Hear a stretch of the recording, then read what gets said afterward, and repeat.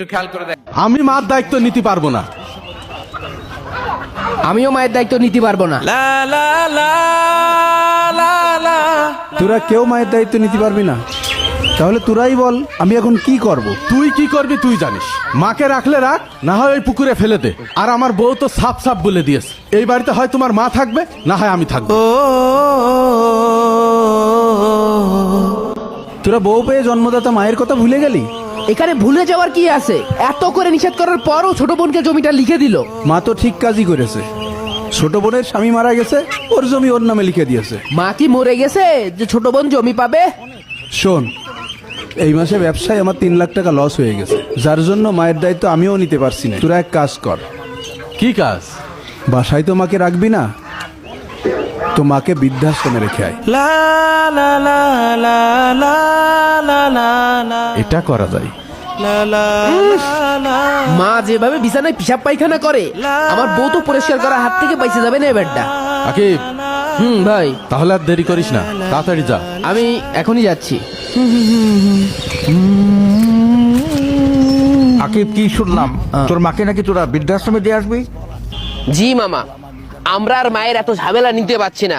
মা যেভাবে বিছানায় পিসাব পায়খানা করে, গন্ধে বাসায় টিকা যায় না। নাউজুবিল্লাহ, তুই একথা বলিস কিভাবে?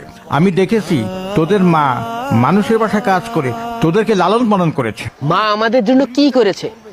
আমি নিজে টিউশনি করে পড়াশোনা করে প্রতিষ্ঠিত হয়েছি, মা তো আর আমার পড়াশোনা করে দেয়নি। আর তাছাড়া মায়ের জন্য বারবার আমার বউ বাসা ছেড়ে চলে যায়। হায়রে সন্তান, তোর মাকে চিনলি না, তোর মার অভিশাপকে ভয় কর। লা লা লা লা লা। কি যে বলেন না মামা, ওই ধারের দই কখনো বিল শুকায় না। হালিমা দাদির যে ছোট ছেলে না আকিব, খুব খারাপ, একটু বেশি বেশি করে ফেলেছে। আসলেই। আসসালামু আলাইকুম চেয়ারম্যান সাহেব। ওয়ালাইকুম আসসালাম। কেমন আছো তোমরা? এই তো আলহামদুলিল্লাহ। আলহামদুলিল্লাহ। কোথায় গিয়েছিলে? হালিমা দাদির বাসায় গিয়েছিলাম। কেন? হালিমা দাদির 3 ছেলে, কেউই তার মায়ের দায়িত্ব নিতে চাচ্ছে না। তার মানে?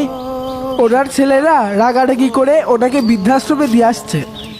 এই বৃদ্ধ বয়সে মানুষটির দায়িত্ব কেউ নিতে চাচ্ছে না। বুঝেছি, আমাকেই কিছু একটা করতে হবে। এটাই তো বৃদ্ধাশ্রম। একটা কাজ করি, ম্যানেজারকে একটা ফোন দিই। আচ্ছা, হ্যাঁ। আসসালামু আলাইকুম। ওয়ালাইকুম আসসালাম। ম্যানেজার সাহেব, জি বলুন। একটু বাইরে আসবেন? আচ্ছা, আসছি। আসসালামু আলাইকুম। ওয়ালাইকুম আসসালাম। আপনি ফোন করছিলেন? জি, কিছু বলবেন? আমার মাকে আপনাদের এই বৃদ্ধাশ্রমে রাখতে চাচ্ছি, তা মাসিক খরচটা কেমন?